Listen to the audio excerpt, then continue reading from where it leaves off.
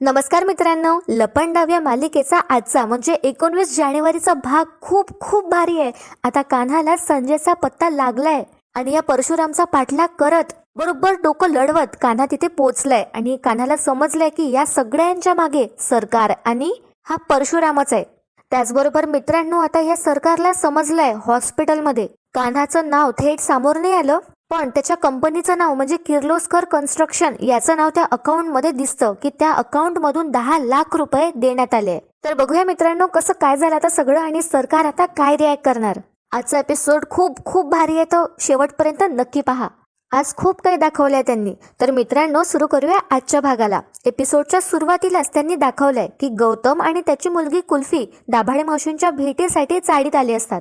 तर आता गौतम म्हणत असतो दाभाडे मावशींना, अरे कुल्फी हट्टच धरायला लागली ना, खूप दिवसापासून म्हणत होती सखी दिला मी भेटलीच नाहीये आणि त्यात तुमचं हे असं झालंय म्हटल्यावर असा विचार आला की तुम्हालाही भेटावं, म्हणून मी तिला इथे घेऊन आलो. तर सखी आता चहा बनवत असते तिच्या काकांसाठी. तर दाभाडे मावशी म्हणतात बरं झालं तुम्ही आलात, आणि कुल्फीने ते ग्रीटिंग कार्ड सुद्धा दिलं असतं दाभाडे मावशींना. तर दाभाडे मावशी म्हणतात कुल्फीला, कुल्फी वा अगं खूप छान बनवलंय हा कार्ड. तर कुल्फी म्हणते हो, स्पेशली तुमच्यासाठी आजी. तर बघा मित्रांनो, तर दाभाडे मावशी म्हणतात कुल्फीला, खूप छान, तुझी सखीदी सुद्धा माझी अशीच काळजी घेत असते, माझी सेवा करत असते, माझ्यासाठी तिने खूप धावपळ केली. तर सखी आता सगळ्यांना चहा देते आणि आता चहाचा एक घोट घेताच गौतम काका तिचं कौतुक करू लागतात आणि म्हणतात सखी चहा खूपच छान झालाय ग, एकदम उत्कृष्ट झालाय चहा, मावशीकडून शिकली का काय.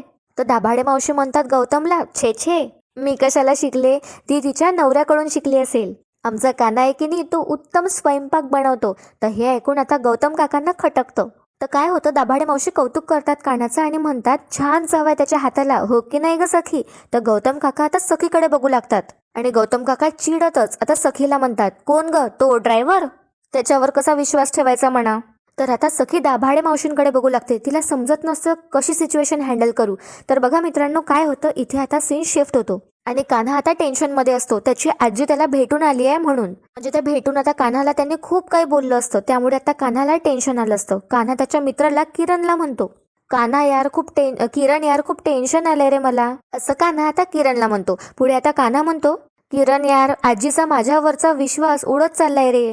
किरण म्हणतो, अरे कान्हा होईल सगळं ठीक. आणि बघा मित्रांनो, आता किरण म्हणतो कान्हाला, अरे तुला एक गोष्ट सांगायची राहिली. आणि पुढे आता किरण सांगू लागतो आपल्या कान्हाला की हॉस्पिटलमध्ये जेव्हा सखी त्या श्रीमंत माणसाला पाहण्यासाठी सीसीटीव्ही फुटेज बघत होती ना, जेव्हा ती चेक करत होती सीसीटीव्ही फुटेज, तेव्हा मला त्यात एक माणूस दिसला आणि कान्हा तू आणि मी आपण दोघंही त्या माणसाला चांगलंच ओळखतो.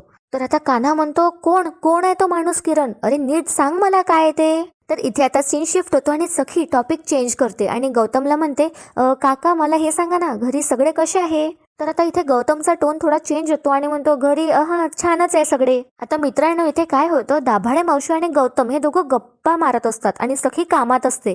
आणि काय होतं, कुल्फीला लहान मुलांचा खेळण्याचा आवाज येतो आणि ती पटकन तिथून निघून जाते. तर कोणाचंच इथे लक्ष नसतं आणि दाभाडे मावशी आता सखीची तारीफ करू लागतात आणि गौतमला म्हणतात, घरच्यांचे संस्कार आहे तिच्यावर, तुमची सखी खूप गुणी आहे. खरं सांगायचं तर तिला बघितलं तर राघव साहेब स्वतः असल्याचा भास होतो. असेच ते हुबेहूब होते, तेच हास्य, तोच डोळ्यातला खरेपणा.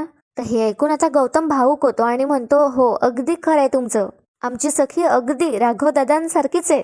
राघव दादा म्हणायचा सखी इज माय लकी चार्म. आता हे ऐकून सखी सुद्धा स्माइल करते. आता गौतम काका म्हणतात, सखी आहे ना ती आमची घरची जणू लक्ष्मीच आहे. तर दाभाडे मावशी म्हणतात, हो सगळ्या लेकी बाई घरच्या लक्ष्मीच असतात. तर मित्रांनो अशा यांच्या गप्पा चालू असतात, तितक्यात गौतमच्या लक्षात येतं की तिथे तो कुल्फी नाहीच आहे आणि तो खूप पॅनिक होतो. आता तो 2-3 वेळा कुल्फीला आवाज देतो पण कुल्फी तिथे नसते, त्यामुळे आता गौतम खूप पॅनिक होतो आणि रूमच्या बाहेर निघून जातो. आता सखी सुद्धा मागे मागे जाते बघण्यासाठी. तर मित्रांनो इथे काय होतं, किरणने सांगितलंय त्या व्यक्तीचं नाव कान्हाला आणि कान्हा म्हणतो किरणला, काय परशू, किरण नक्की तो माणूस परशूच होता का. तर किरण म्हणतो हो अरे कान्हा तो परशूच होता. तर आता कान्हा म्हणतो असूच शकतो तो, त्या सरकारनेच नक्की त्याला तिथे हॉस्पिटलमध्ये पाठवलं असणार आहे. काय ना सखी अडचणीत आली की ती सरकारकडे पैसे मागायला मोकळी अशी जाईल ती, आणि मग झालंय तसंच ना. तर किरण म्हणतो हो तसंच झालंय. तर पुढे आता कान्हा म्हणतो किरणला, अरे पण किरण बघ ना, जर संजय तेव्हाच आला असता आपली मदत करण्यासाठी 10 लाख रुपये घेऊन, तर सखी सरकारकडे गेलीच नसती. म्हणजे कान्हा बरोबर लिंक लावत असतो आणि कान्हा म्हणतो सुद्धा किरणला, किरण तुला हे सगळं कळतंय का, ही सगळी प्लॅनिंग होती, पण आता हे सगळे आपले अंदाज आहे म्हणा.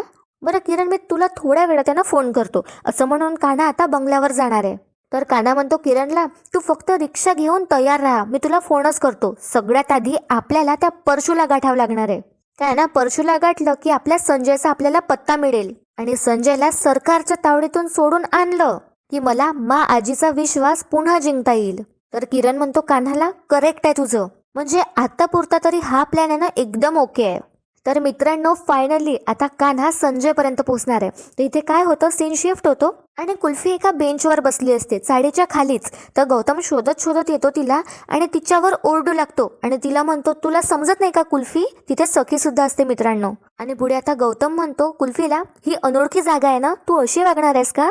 तर आता कुल्फी घाबरू लागते बिचारी. पुढे गौतम म्हणतो, आता मला विचारल्याशिवाय ना इथून हलायचं नाही बिलकुल आणि गपचूप इथे बसून राहायचं. तर खूप जोरात आता गौतम तिच्यावर ओरडत असतो कुल्फीवर. तर हे बघून आता सखीला सुद्धा आश्चर्यच वाटतं की गौतम काका तर असा नाहीये. आणि तशी म्हणते सुद्धा सखी तिच्या काकांना म्हणते, अरे काका जरा हळू, तिच्यावर असा का ओरडतोयस, अरे लहान आहे ती. तर आता गौतमच्या एकदम लक्षात येतं आणि गौतम म्हणतो सखीला, अगं बबडू तसं नाहीये. आणि त्यानंतर गौतम लगेच कुल्फी जवळ जातो आणि तिला समजावून सांगतो. आणि कुल्फी थोडी आता घाबरली असते तर गौतम तिला म्हणतो, आय एम सॉरी कुल्फी, तुला माहिती आहे ना तुझ्या काळजीपोटीच मी तुझ्यावर ओरडलो म्हणून, तू घाबरली तर नाहीस ना. तर कुल्फी आता इशाऱ्यानेच नाही असं म्हणते. तर गौतम म्हणतो, बरं गुड गर्ल, बरं जा कुल्फी, तुझी बॅग घेऊन येतेस का. तर कुल्फी हो म्हणते आणि तिची बॅग आणायला धावतच निघून जाते. तर आता मित्रांनो, इथे काय होतं, गौतम म्हणतो सखीला की सखी आम्ही निघतो आता, इथे काही मदत लागली तर मला नक्की कळव. आणि हा, दाभाडे मावशींना सांग जरा मला काम आलंय, त्यामुळे मी इथूनच बाहेरच्या बाहेरच निघून जाणार आता. पण मित्रांनो काय होतं, आता सखी त्या बेंचवर बसते आणि गौतमला म्हणते, पण काका नेमकं काय झालंय. काका मला माहितीये तू असं नाहीच आहे आणि कुल्फी सोबत तर तू हे असं कधीच वागत नाही, मला सांग काही प्रॉब्लेम वगैरे आहे का. तर गौतम एकदम विचारात पडतो की सखीला काय सांगायचं म्हणून. तर मित्रांनो, इथे आता सीन शिफ्ट होतो आणि खूप मजा येणार आहे तुम्हाला. तर काय होतं, आता आपला कान्हा बंगल्यावर पोहोचलाय, पण परशुराम खूप पुढे पुढे करत असतो, खूप शहाणपणा मारत असतो तो. तिथे सरकार नसते तर त्याला वाटत असतं की तो स्वतःच सरकार आहे. तर बघा मित्रांनो काय होतं, तर आता कान्हा आलाय तिथे आणि परशु आता कान्हाला चांगलंच सुनावतो आल्याबरोबर आणि म्हणतो, काय रे, तुला वाटेल तेव्हा यायला जायला, हे काय तुला धर्मशाळा वाटली का, काय ड्युटी करतोयस की दुसरं काही. तर कान्हा म्हणतो, अरे त्याचं झालं असं तर त्याला थांबवत, तिथेच थांबवत. परशु म्हणतो, हा अरे वा, आता तुला याचं एक्सप्लेनेशन द्यायचं असेल नाही का. आता कान्हाच्या खांद्यावरती वगैरे हात ठेवतो हा परशु आणि कान्हाला म्हणतो, मग कान उघडे ठेवून ऐक तू, मला एकीने असला काम जुगारपणा अजिबात चालत नाही. आणि बघा मित्रांनो नीट ऐका, परशु आता कान्हाला म्हणतो, आणि हे जे तू घातलेस शर्ट, आणि त्याच्या शर्टला हात वगैरे लावतो कान्हाच्या परशु आणि म्हणतो, केवढ्याच आहे हे. तर कान्हा म्हणतो, असेल 500-600चं.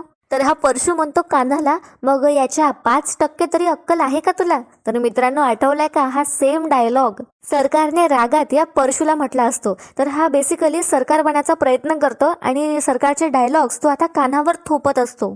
तर बघा मित्रांनो, आता कान्हा काय करणार आहे. आता तिथे काय होतं, मनस्विनी सरकार येते आणि कान्हाचं लक्ष जातं, म्हणून कान्हा आता मुद्दामच नाटक करू लागतो आणि सरकारला परशुची बाजू दाखवून देतो. आतापर्यंत तर कान्हा एकदम नॉर्मली बोलत असतो परशुशी, पण जसंच त्याचं लक्ष जातं सरकारकडे तसंच तो आपला कान्हा सुद्धा ऍक्ट करू लागतो आणि मुद्दामच परशुला दाखवण्यासाठी बघा कान्हा काय करतो. तर कान्हा तर पहिले गप्प बसतो आणि सरकारवरून हे सगळं बघत असते. तर परशु म्हणतो कान्हाला, बोल आता का दातखिडी बसली तुझी.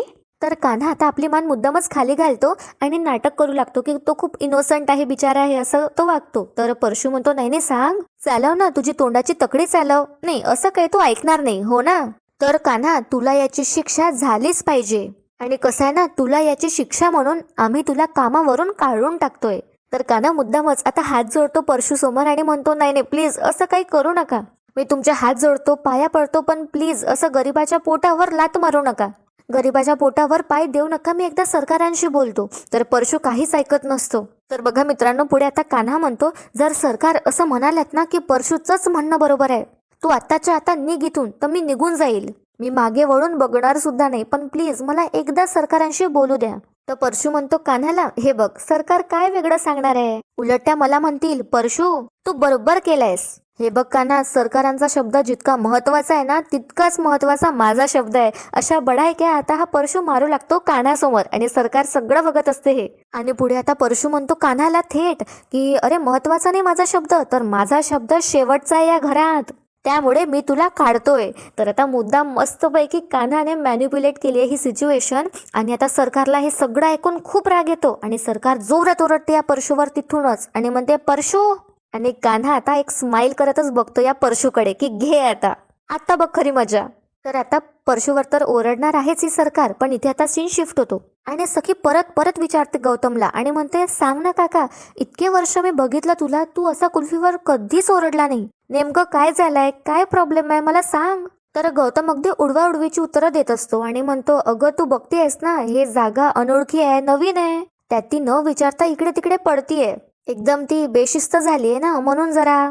पण गौतमला दुसरीच भीती वाटत असते, त्याला सरकारची भीती वाटत असते की तिने तर कुल्फीला काही केलं नाही ना असं त्याला वाटत असतं, म्हणून तो इतका पॅनिक झाला असतो. तर आता सखी म्हणते जागा नवीन अनोळखी, अरे गौतम काका ही जागा आपल्या कुल्फीसाठी अनोळखी नाहीच आहे आणि तुझा सुद्धा स्वभाव असा नाहीच आहे. अरे काका इतकं तर ओळखते ना मी तुला. आणि त्यानंतर सखी असा हात लावते गौतम काकांना, तिच्याकडे असं वळवते आणि म्हणते काका मला सांग, माझ्याकडे बघ, घरी काही प्रॉब्लेम झालाय का, सरकारमुळे काही. तर आता सखीने हे म्हटल्या गौतमला आठवतं की जेव्हा तो सखीला तिच्या आईबद्दल खरं सांगण्यासाठी आला असतो तेव्हा सरकारने त्याला धमकावलं असतं की ती कुल्फीला मारून टाकेन असं म्हटलं असतं.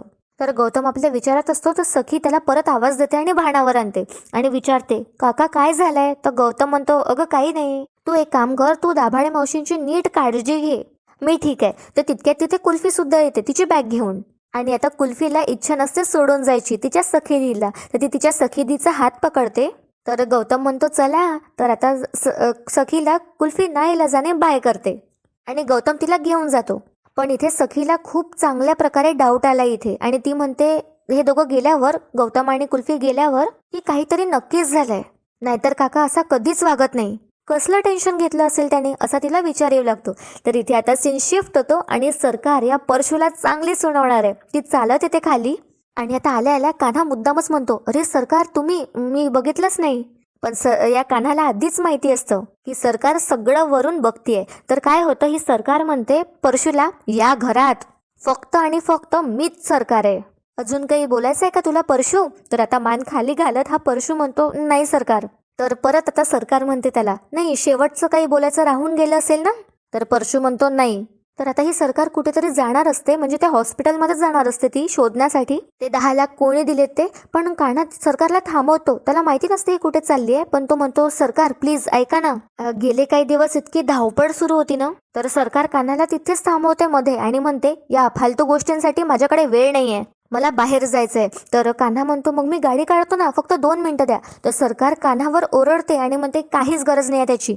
तर परशू म्हणतो सरकार मी येऊ का सोबत, मी येतो सोबत तुमच्या. तर सरकार त्याच्याकडे रागातच बघते. तर परशू तिथेच थांबतो आणि सरकार एकटीच निघून जाते. आणि बघा मित्रांनो, आता कान्हा परशूचा पाठलाग करणार आहे. तर सरकार तर निघून जाते आणि कान्हा आता मस्त चिडवू लागतो या परशूला आणि म्हणतो गेल्या तर निघून, ऐकलं पण नाही तुमचं, बघितलं पण नाही तुमच्याकडे. तर परशू आता बघतच राहतो कान्हाकडे आणि कान्हा म्हणतो आता परशूला बरं सांगा मला, जर का तुम्हाला ड्रायव्हरची गरज असेल तर मी आहे, हा ड्रायव्हर हजर आहे. तितक्यात परशूला आता फोन येतो या परशूच्या गुंडांचा, ज्याने संजयला किडनॅप केलं असतं. आणि परशूला विचार पडतो की कान्हा समोर फोन कसा घेऊ म्हणून. परशू मनात म्हणतो अरे हा तर गोडाऊन मधून फोन आहे. तर कान्हा मुद्दामच म्हणतो परशूला उचला ना. तर परशू म्हणतो हा ठीक आहे उचलतो, तू निघितून चल तुझं काम कर. तर कान्हाला शंका येते म्हणून कान्हा तर तिथून निघून जायचं नाटक करतो, पण तो लपून सगळं ऐकत असतो या परशूचं. आणि परशू म्हणत असतो त्याच्या गुंडांना तोंड उघडलं की नाही त्यांनी, तो जिवंत तरी आहे का, लक्ष ठेवा त्याच्यावर. आणि आता तुमचे मला फोन बंद ठेवा, कारण काय आहे ना मी रात्री नक्की येईल तिथे. हे म्हणून इतकं आता परशू फोन कट करतो आणि कान्हाला आता समजतं, म्हणजे त्याला कन्फर्म होतं की या सरकार आणि परशूने मिळूनच संजयला किडनॅप केलंय. आणि बघा मित्रांनो, आता कान्हा काय करणार आहे. कान्हा आता बाहेर जातो आणि दुसऱ्या सिम वरून आता तो परशूला फोन लावतो आणि त्याचा आवाज बदलत तो परशूला म्हणतो हा साहेब एक घात झाला इथे, म्हणजे तो गुंड असण्याचा ऍक्टिंग करतो, परशूचाच गुंड असण्याचा, म्हणजे ऑफकोर्स सरकारचा. तर असो, तर कान्हा आवाज बदलून या परशूला म्हणतो, साहेब तो माणूस पळून गेलाय. आणि इतकं म्हणूनच कान्हा फोन कट करतो आणि सिम बाहेर फेकून तोडून टाकतो. आणि परशू हॅलो हॅलोच करत राहतो. आणि आता बाहेर कान्हा काउंटिंग करतो. आणि परशू इकडे फोनवर परत फोन करण्याचा प्रयत्न करतो त्या गुंडाला, म्हणजे ऑफकोर्स कान्हाच्या नंबरला. पण कान्हाने सिम तोडून फेकून दिलं असतं. तर कान्हा इथे काउंटिंग करतो 3 पर्यंत. आणि तितक्यात आता परशू धावतच बाहेर येतो. कान्हाच्या बरोबर 3 म्हणताच आता हा परशू तिथे हजर असतो. आणि बघा मित्रांनो, आता या परशूला चिडवतच मुद्दाम कान्हा म्हणतो, अरे बापरे साहेब तुम्ही बाहेर जायचं का कुठे, गाडी काढू का? तर परशू म्हणतो, काही गरज नाही त्याची, चल निघ. आणि परशू एकटाच गाडी घेऊन निघून जातो. आणि कान्हा या परशूचा आता पाठलाग करतो. परशू निघून गेल्यावर आता कान्हा म्हणतो स्वतःला, गोळी बरोबर निशाण्यावर लागली आहे. तर कान्हाचा प्लॅन इथे सक्सेसफुल झालाय. तर इथे आता सीन शिफ्ट होतो. ही मनस्विनी सरकार पोहोचली आहे त्या हॉस्पिटलमध्ये. आणि तिथल्या एम्प्लॉईशी ती बोलत असते. तर हा म्हणतो, मॅडम सॉरी सरकार, अहो या सगळ्यांमुळे माझी नोकरीच जाईल हो, म्हणून हे असले कामं मी कधी करत नाही, मला भीती वाटते. तर मनस्विनी आता या एम्प्लॉईला पैशाचा बंडल दाखवते. आणि त्याच्यासमोर ते पैशाचं बंडल समोर टाकत म्हणते, याने तुझी भीती कमी होईल. तर इतके मोठे पैसे बघून आता या एम्प्लॉईला सुद्धा लालूच सुटतो. तो पैसे घेऊन घेतो आणि चेक करायला लागतो. तर बघा मित्रांनो, यामध्ये ट्विस्ट आहे. प्रोमोमध्ये जे त्यांनी दाखवलं होतं की सरकारला कान्हा महाडिक हे नाव दिसतं, तर इथे तसंच असतं लिहून त्या रिसिटवर, पेड बाय कान्हा महाडिक. आणि तसं ही म्हणते सुद्धा सरकार, पेड बाय कान्हा महाडिक. तिला तसं त्या स्क्रीनवर दिसतं त्या रिसिप्टमध्ये. तर हा एम्प्लॉईज सांगू लागतो की नाही नाही, हे तर पेशंट सोबत आलेले चाळकरी होते, यांच्याकडे अजिबात पैसा नव्हता. तर सरकार विचारते आता त्या एम्प्लॉईला, मग कोणी भरले पैसे? तर आता हा एम्प्लॉई परत घाबरू लागतो. आणि सरकार म्हणते, रिलॅक्स, तुला आणखी पैसे देईल मी, तुझी भीती अजून कमी होईल, मला फक्त तू नाव सांग, मी तुला भरपूर पैसे देणार. फक्त मला आता तू इतकं सांग की हे पैसे कोणत्या अकाउंट मधून आलेत. काय ना, आपल्याला तिथे नाव नक्की कळेल. आणि सरकार या एम्प्लॉईला घाबरवते सुद्धा. त्यामुळे आता हा लगेच बघतो आणि सरकारला सांगतो. तर त्यावरचं नाव बघून, त्या अकाउंटचं नाव बघून सरकारला खूप मोठा धक्का बसतो. आणि इथे आता सीन शिफ्ट होतो. आणि आता दाभाडे मावशींकडे पोलीस येणार आहेत चौकशी करण्यासाठी. तर आता सखी काळजी घ्यायला तिथेच असते. आणि सखी म्हणते मावशींना, मावशी सांगा ना, संध्याकाळच्या जेवणासाठी काय करू तुमच्यासाठी मी? तर दाभाडे मावशी म्हणतात, अगं तुला काय? तर तितक्या तिथे पोलीस येतात आणि म्हणतात दाभाडे मावशींना, चारू चला दाभाडे तुम्हीच का? तर दाभाडे मावशी म्हणतात हो. आणि सखी समोर येते एकदम. सखी म्हणते हो याच आहेत. तर पोलीस सांगतात, आम्ही इन्क्वायरीसाठी आलो होतो. तर दाभाडे मावशींना नीट बसता येत नाही. त्या चेअर देण्याचा प्रयत्न करतात त्या पोलिसांना. त्याच्यासोबत एक कॉन्स्टेबल पण आली असते. तर हा पोलीस म्हणतो, नको नको, मी चेअर घेतो माझ्यासाठी, तुम्ही बसा. तर सखी या पोलिसांना पटकन पाणी देते. तर हे पोलीस म्हणतात नो थँक्स. तर सखी म्हणते या पोलीसला की सर सॉरी, पण मावशींची तब्येत अजून पूर्णपणे बरी नाही झाली, त्या बोलण्याच्या मनस्थितीत नाहीये. तर हे पोलीस म्हणतात, हे बघा आधीच खूप उशीर झालाय आणि इन्व्हेस्टिगेशन मध्ये खूप लिंक्स मिळत नाहीयेत, त्यामुळे आम्हाला थोडी घाई करावी लागणार आहे, सो प्लीज कोऑपरेट. तर दाभाडे मावशी म्हणतात, सखी 1 मिनिट. आणि दाभाडे मावशी त्यानंतर पोलिसांना म्हणतात, ठीक आहे, मी तुम्हाला सगळं सांगायला तयार आहे, सहकार्य करायला मी तयार आहे. तर पोलीस म्हणतात, बरं नेमकं काय घडलं तुम्ही सांगाल का? तर दाभाडे मावशी आता सगळं सांगून टाकतात की त्यांना समोरच्या इमारतीवर 2 व्यक्ती दिसले होते आणि एकाच्या हाती गन होती आणि त्यांनी कान्हाला बाजूला केलं आणि त्या समोर येऊन गोळी स्वतःवर घेतली. पुढे दाभाडे मावशी म्हणतात, याच्या पुढे काय घडलं मला काहीच आठवत नाही. तर पोलीस म्हणतात, तुम्हाला त्या दोन्ही व्यक्तींचा चेहरा आठवतोय का? म्हणजे त्यांच्याविषयी काही सांगण्यासारखं आहे का? तर दाभाडे मावशी आता प्रयत्न करतात आठवण्याचा, पण त्यांना त्रास होत असतो. तर सखी पटकन दाभाडे मावशींजवळ येते आणि त्यांना सांभाळते. त्यानंतर सखी म्हणते पोलिसांना की सर प्लीज, मी तुम्हाला रिक्वेस्ट करते, तुम्ही बघताय ना त्यांची तब्येत कशी घसरतीये, ते हे सगळं आता थांबवा ना प्लीज. तर सखी रिक्वेस्ट करते. त्यामुळे हे पोलीस म्हणतात, ठीक आहे, आता मिळालेल्या माहितीच्या आधारावर आम्ही पुढील तपास करूच. बाय द वे, ते कान्हा महाडिक कुठे आहेत? आम्हाला त्यांनाही भेटावं लागेल. तर सखी म्हणते, ते आता घरी नाही आहे. तर पोलीस म्हणतात, ठीक आहे, त्यांना फक्त एकदा पोलीस स्टेशनला येऊन जायला सांगा, बाकी जेव्हा गरज लागेल तेव्हा असंच कोऑपरेट करा, हीच आशा करतो. असं म्हणून आता हे पोलीस तिथून निघून जातात. आणि सखी आता दाभाडे मावशींना आराम करायला सांगते. त्यानंतर आता सखी कान्हाला खूप वेळा फोन ट्राय करते, पण कान्हा फोन घेतच नाही, कारण तो परशूच्या मागावर असतो. आणि मित्रांनो, आता परशू पोहोचलाय तिथे आणि गोडाऊन मध्ये कोणताच गुंड नसतो आणि मागे आता कान्हा आला असतो, पण परशूला माहिती नसतं. तर आता संजयची हालत खूपच खराब असते. त्याचा एक पाय तुटला असतो आणि त्याच्या डोक्यातून रक्त निघतच असतं. तर परशू म्हणतो त्याच्याकडे बघून, संजयकडे बघून, हा तर इथंच आहे, मग मला असं कोणी सांगितलं असेल की हा पळून गेला म्हणून? तर संजय आता हसू लागतो. संजयला समजलं असतं की त्याच्या मदतीला कान्हा आला असेल म्हणून. तर काय होतं, परशू म्हणतो या संजयला, अरे सांगून टाक ना तुझ्या मालकाचं नाव. आणि त्यानंतर हा परशु तोंड पकडतो संजयचं आणि म्हणतो, जर तुझ्या मालकाचं नाव सांगितलं असतं तर इतका गोंधळ झालाच नसता. तर संजय खूप जोरात आणखीच हसू लागतो. आता संजय जोरात हसत असतो आणि कोणाच्या तरी चालण्याचा आवाज या परशुला येतो आणि परशु आता घाबरतो आणि म्हणतो, कोण आहे तिथे? तर तिथे आता त्याला कान्हाची सावली दिसते. तर मित्रांनो, इथे आता सीन शिफ्ट होतो आणि सरकार म्हणते, किर्लोस्कर कन्स्ट्रक्शन्स या कंपनीचा माणूस आला होता का पैसे घेऊन? तर हा एम्प्लॉई म्हणतो हॉस्पिटलचा, ओहो मॅडम, मी इथला साधा अकाउंटंट आहे हो, मला नाही माहिती बाकी काहीच. तर सरकार म्हणते, ह्या माणसाला शोधण्यासाठी मला किर्लोस्कर कन्स्ट्रक्शन्स मध्ये जायला हवं.